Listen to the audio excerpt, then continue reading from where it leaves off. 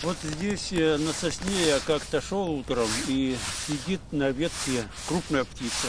Мечту детства воплощает на пенсии. Всю жизнь работал врачом, а теперь берет в руки бинокль, ружье и на охоту.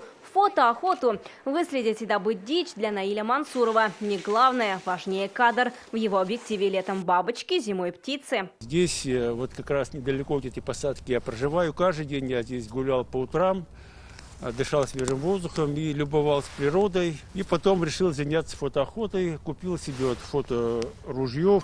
Ну, Шарик, будешь ты теперь фотоохотой заниматься.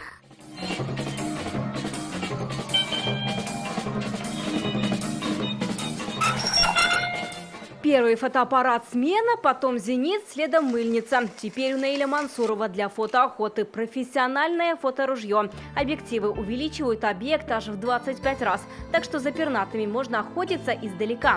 Дрозд, снегирь, дятел в кадр попадают и всем известные, и редкие птицы. Наиль Мансуров больше, чем фотограф, еще и настоящий орнитолог. Отсылаю свои фотографии в международный мониторинговый центр, который расположен в Калифорнии, в США.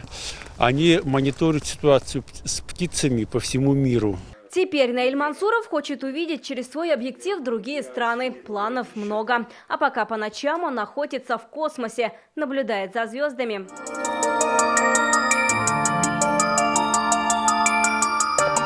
Вероника Гайнудинова, Ильшат Аюпов, Рамиль Закиев, ТНВ, Елабуга.